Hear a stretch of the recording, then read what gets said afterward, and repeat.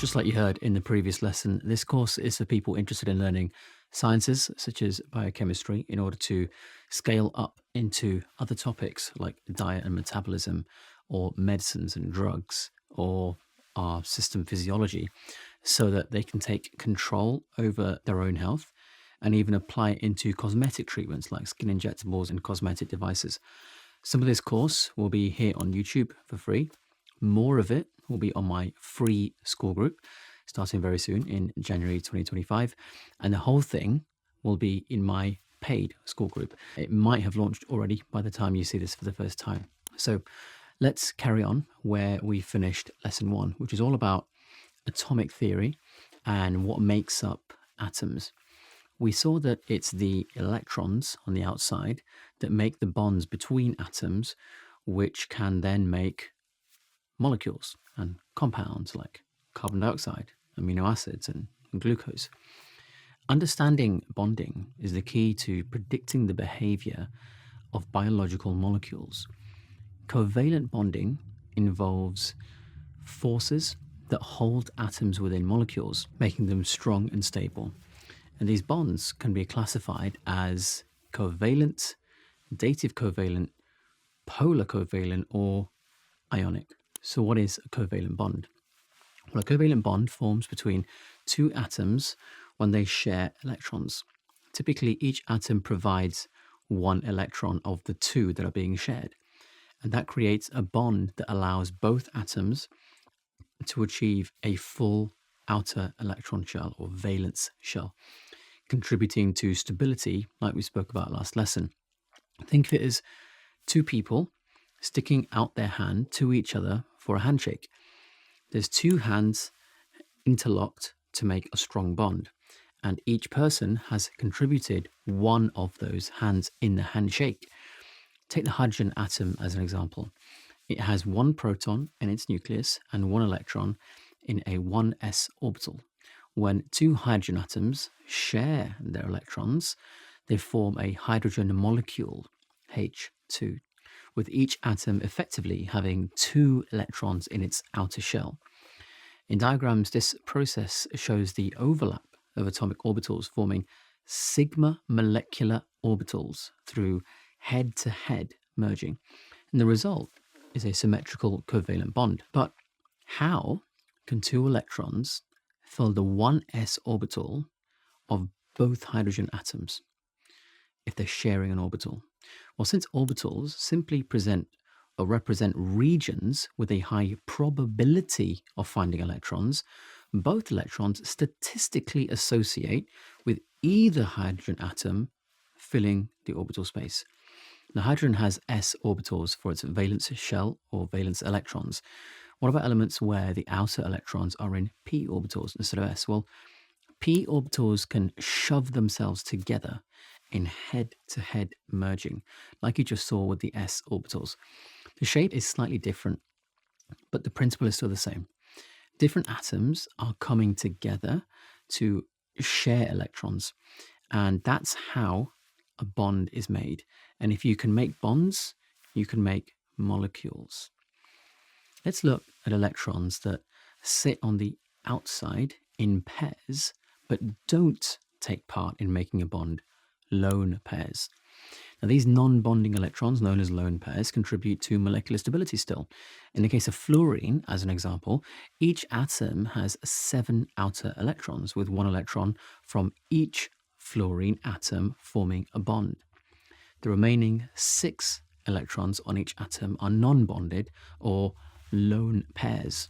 Now, these lone pairs impact the molecule's reactivity and shape.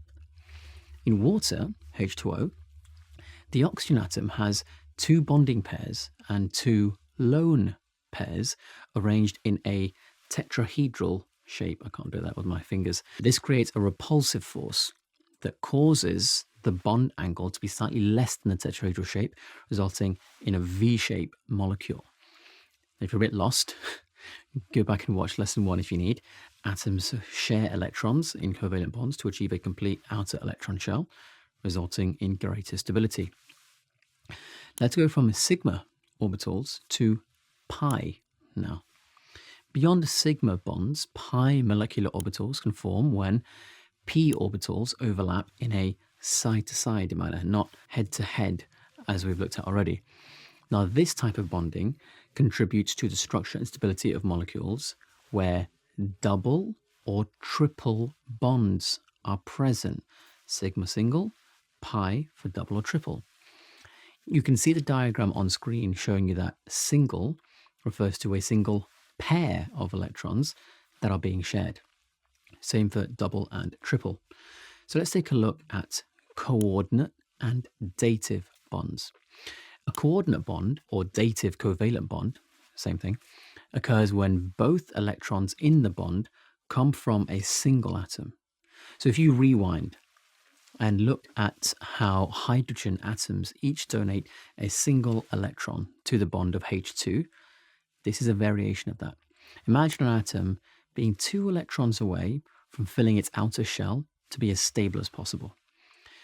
But there's a friendly atom nearby that has 2 spare electrons, like a lone pair, and allows the first one to use both of them in the pair to complete its outer orbital.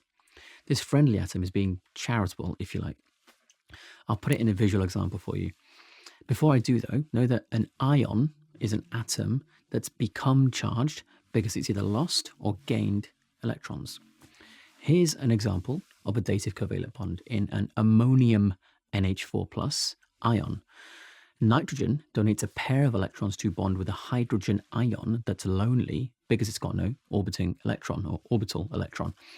This forms a stable bond, just like any other electron pair between 2 atoms.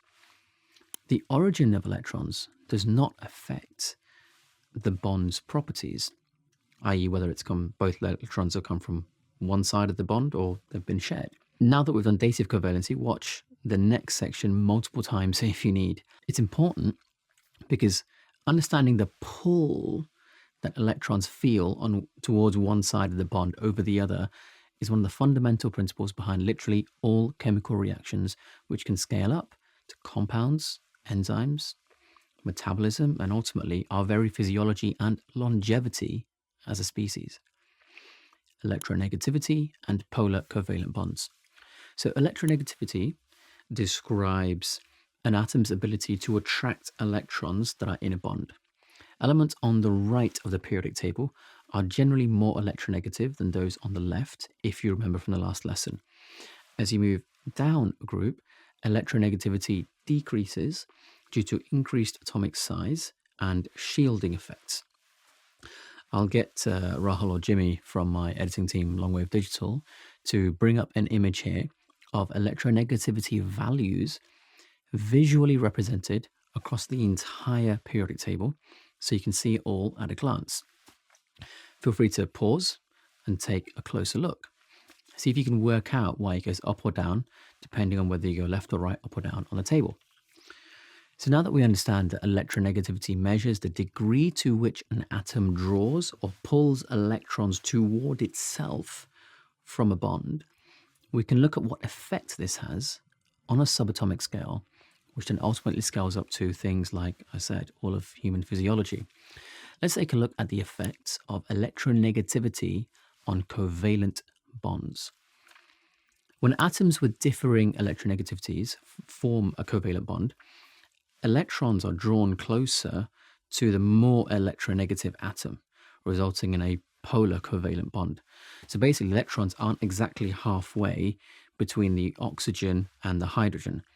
They're closer to the oxygen, as in water by the way, because its nucleus is bigger, so there's more positive protons to pull the negative electrons toward themselves. Whereas hydrogen's got just a single proton. So its pulling power is not that great. That's why you see a delta positive and delta negative on the diagram. That squiggly thing is the Greek letter for delta.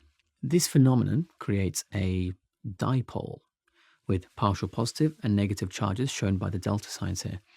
In biological molecules, polar bonds often contribute to the formation of reactive groups or functional groups, which play a role in the molecule's solubility and intermolecular interactions. Functional groups are what make a molecule reactable. So a functional group on glucose that makes it soluble in the bloodstream. It's the functional group in acetic acid of vinegar that makes it acidic. Probably just heard my stomach rumble there. And it's the functional group of hydrogen cyanide that makes it deadly. And functional groups are the result of atomic interactions. I hope you understand now why the key to take control of your health in as deep a way as possible is to start with subatomic particles. So to summarize this bit we've just covered, a polar covalent bond has unequal electron distribution, leading to partial charges on the atoms. And a dipole is created when opposite charges are separated by a distance, and water is a typical example of this. Oxygen negative, hydrogen positive, separated by the distance in between the nuclei. So let's move now into ionic bonds.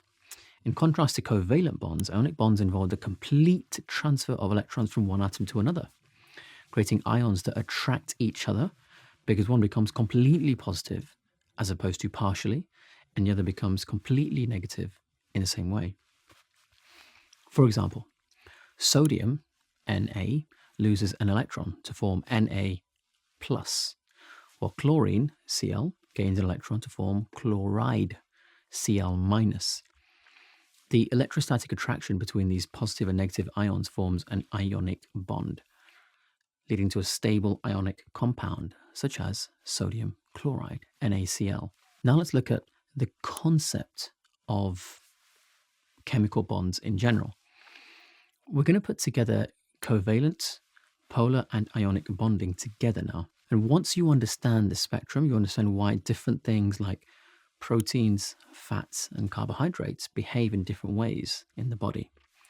Chemical bonds fall within a spectrum from purely covalent to purely ionic, depending on the difference in electronegativity between the atoms in question. Pure covalent bonds occur when electronegativity difference is small, between, say, 0 and 0.4.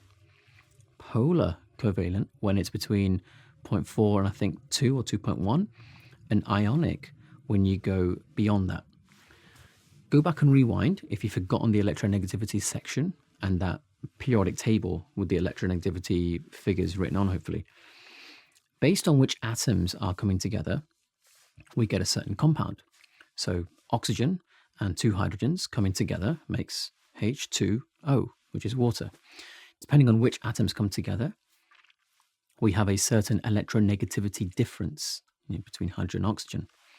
With different electronegativity differences, we have different types of bonding. With different types of bonding, we get different types of molecular interaction. With different types of molecular interaction, we have literally all the matter in the universe. You then understand drugs, nutrition, physiology, LED masks, skin booster injectables, and much more, all at the same time. Should be obvious now why I talk about and teach so many different topics by talking about them all on an atomic scale, all the time, if needed.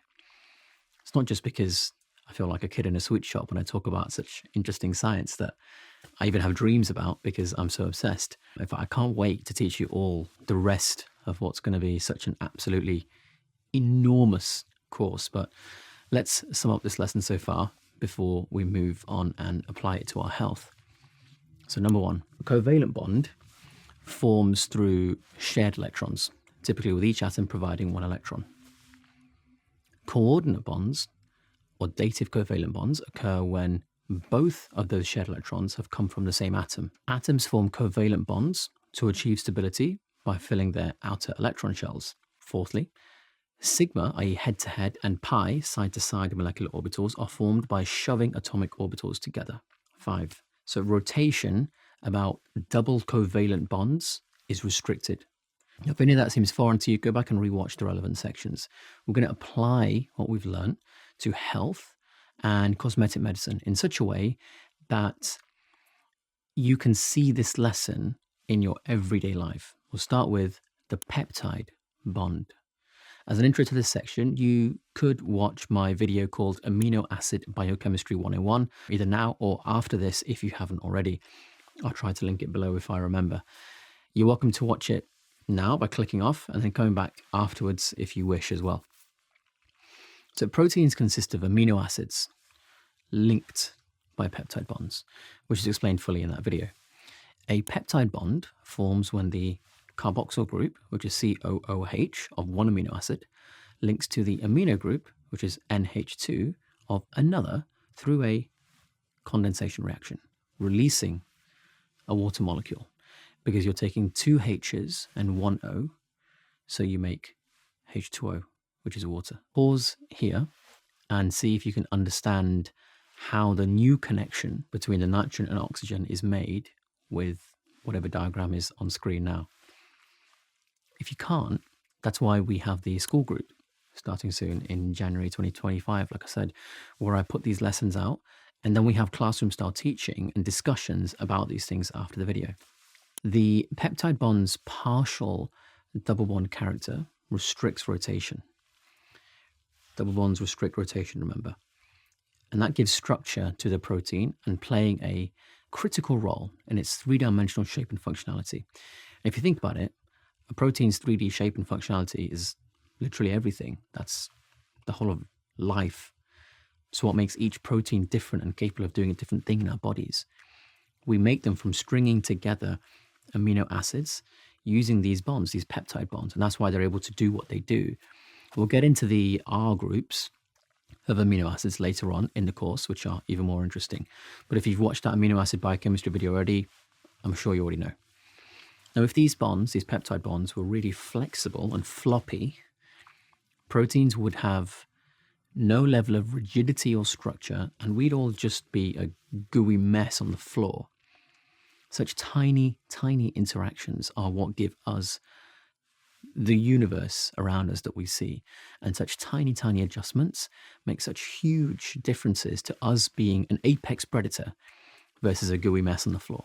I hope my chemistry and biology teachers in school are happy that I remembered so much of what they taught me, actually. Let's take a look now at that partial double bond character that I alluded to in more detail. It's an interesting property that the peptide bond exhibits. It's significant for the structural behavior of proteins, like I said, and it comes from the electronic configuration of nitrogen and the pi bonding in the carbonyl group, the double bonding in the carbonyl group. Single bond is sigma, double bond is pi, remember, in terms of shape. And sigma and pi just refer to shapes. The nitrogen's got an atomic number of 7, and its configuration of electrons is 1s2, 2s2, 2p3, Now, before forming the covalent bonds, the atomic orbitals of nitrogen at the second energy level are hybridized. This is a concept we'll go through in more detail in the course, I think in lesson 5 or something I planned. I think it's about 11 big lessons altogether in biochemistry, and then there's going to be a biology course after, because biology is kind of, it's like a derivative of biochemistry, so you need to do this first, and then after biology, there'll be even more after that course, so you build an entire knowledge base of everything you need in order to live as long as possible, be as disease-free as possible, and look as attractive as you can the entire time. And I'd be delighted if you want to join me on that journey over on school.com. So in peptide bonds, nitrogen undergoes sp2 hybridization, where S refers to the 2s orbital, and p2 comes from 2 of the 3 orbitals being hybridized. Now, why does this happen? Well, through hybridization, or mixing of the orbitals, if you like, the nitrogen atom can form more covalent bonds around itself, thereby stabilizing the structure. More bridging effects to keep it sturdy. In this case, sp2 hybridized orbitals arrange in a planar orientation, i.e. on a single plane. On the picture on screen, we can see the spatial arrangement of sp2 hybrid orbitals, showing 3 sp2 hybrid orbitals lying flat in one plane, while the remaining p orbital sits perpendicular to this plane. So one of the energy orbitals is promoted higher to keep everything on the same energy level, and then you can form more covalent bonds, more stability. Now, the unique arrangement allows the p orbital on nitrogen to overlap with the p orbitals on the carbon and oxygen atoms in the carbonyl group in a peptide bond. And this side-to-side alignment forms pi bonds, which add to the overall stability of the peptide bond. On the picture in front of you now, there's two things coming together, which represent nitrogen and carbon, two atoms. But imagine there's oxygen that looks identical next to them, and all three are merging instead of just two. This merging of them all next to each other creates a sort of glue-like effect that gives the whole structure much more stability. Think of it as getting a load of objects together and then tying a big string around them all to keep this stable together. Now, the electrons here are like the string tied around all the atoms, keeping them all together.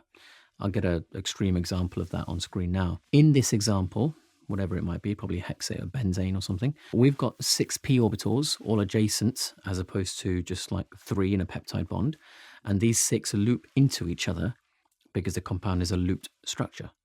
Now, in the structure of peptide bonds, and bonds like in benzene, where you have p orbital overlap, electrons can move between the p orbitals, a process known as delocalization. This movement contributes to the formation of pi covalent bonds. In fact, the peptide bond exists in a resonance structure. A resonance structure is where electrons can move freely to help stabilize the molecule, structure with delocalization. If you find it hard to understand, let me use an analogy for you. I've got a plate here. Imagine I'm balancing it on one finger and there's some ball bearings on top rolling around. Now imagine there's some wind blowing it off balance. However, the ball bearings can move to the other side to weigh it back down and keep it stable. This is what a resonance structure with delocalized electrons is doing to stabilize the molecule. This is why this type of bond is formed. It creates stability. The molecule always wants to be stable. This sets the stage for the atomic actors to play a role in interactions. This is why chemical reactions happen, to create a more stable state. Now, when you destroy some of the ball bearings, and you say you take them off, the plate can just completely fall off my finger and get destroyed. This is how laser hair removal actually works. Pretty much every doctor I've ever met says laser hair removal targets melanin, so the color in the hair is a target. No, it doesn't. The laser targets resonance stability. But because their understanding isn't to this fundamental level that you now have, they don't know any better. Are you starting to see now why I have strong views on which LED and laser brands are good and bad? And why I can talk about how these things work with such depth of detail down to an atomic scale. Stick with me in this course, in my school group, wherever, and you'll have the same knowledge. Now, the peptide bond's partial double bond character comes from this resonance. About 40% of the bond between nitrogen and carbon in the peptide bond has pi bonding, which is sufficient to restrict rotation around this bond. Double bonds don't rotate, remember, single bonds can. And this restriction leads to key properties to influence the whole protein's structure. In the image on screen, you can see how when the electrons are moving, the whole bond flirts between the double bond being in one place and the other, because the electrons are free to move between the nitrogen, the oxygen, and the carbon in between, which isn't labeled because it's assumed carbon is in between. Because it's sometimes a double bond between the nitrogen and carbon, and sometimes isn't, that's why it has a partial double bond character. You can see the effect this has. The electrons being more towards one side of the area makes one side more negative than the other, a bit like the dipole we saw in the structure of water. Let's summarize the primary properties of the peptide bond before we move on. You might need to watch this more than once and also join the post-course discussions on school. The rigidity of the peptide bond limits the degrees of freedom in the protein chain, affecting how it folds. Because of its double bond character, the 6 atoms involved in each peptide bond remain in a planar formation. They're all on the same plane.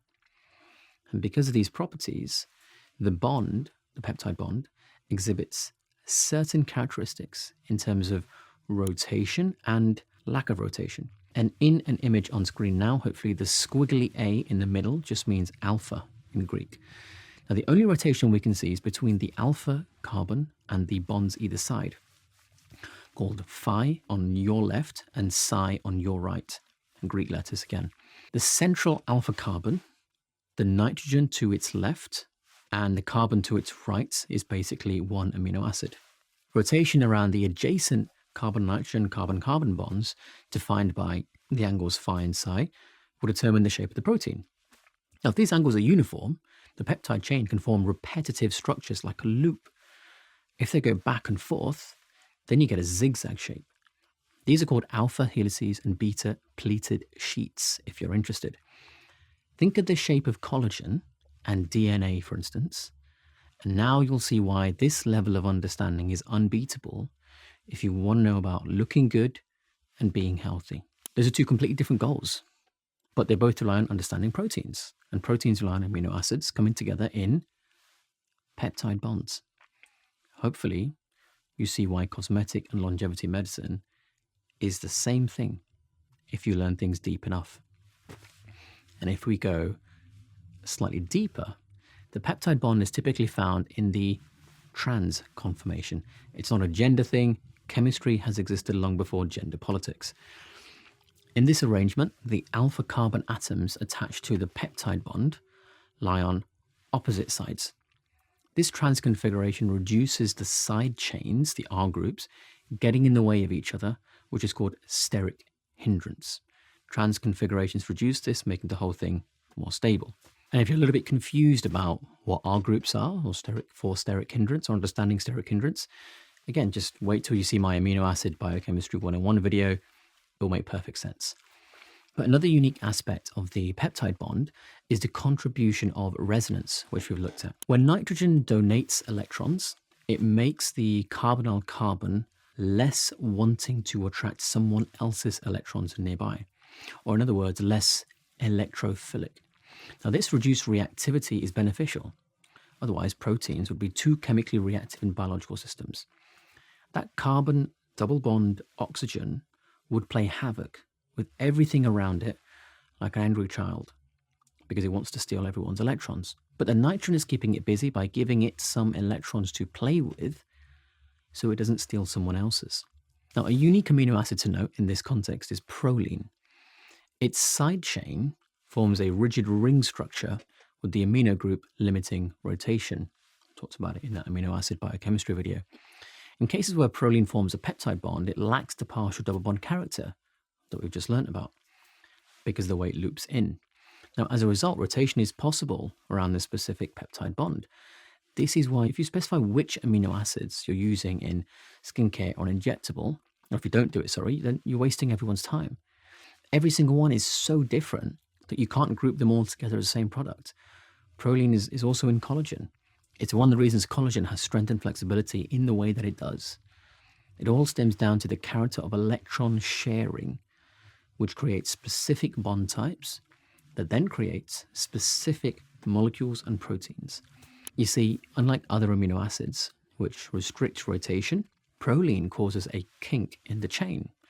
This kink plays an important role in protein structure, often marking the point along the protein where the chain bends or forms turns, just like the spiral structure of collagen that you saw earlier. This is why the primary structural level of proteins gives us the characteristics of the peptide bond that is pivotal. They not only influence the rigidity and planarity, i.e. which three-dimensional plane they're sitting on, of the chain, but also play a role in how the protein actually folds into its complex three-dimensional shape. This is how enzymes and entire organs are made. And with that, we have, I would say, probably the end of lesson 2, a little bit shorter than lesson 1. But once again, I'm happy to be teaching this for free to you guys because words can't express how much I love learning about science and teaching it. But more of it will be in the free school group than on here. I'm only going to have a few lessons on here, and the entire thing will be on my paid school community, like I said, where if you're happy to have me, I would love to be your teacher in cosmetic and longevity medicine. We'll have courses like this, as well as live classroom style teaching and live cosmetic treatments, live patient consultations, live case studies, scientific paper reviews and discussions, and how to whiten your teeth at home, and much, much more. In that paid group, you can even speak to me every single day. At least that's what I'm planning right now anyway, assuming you're not bored of me after a while. It'll launch in January 25, so keep an eye out here and on my Instagram as well, which is drabs, doctor.abs, as well as on my website, which is in the description below. I'll see you in lesson 3, which is about molecular interactions.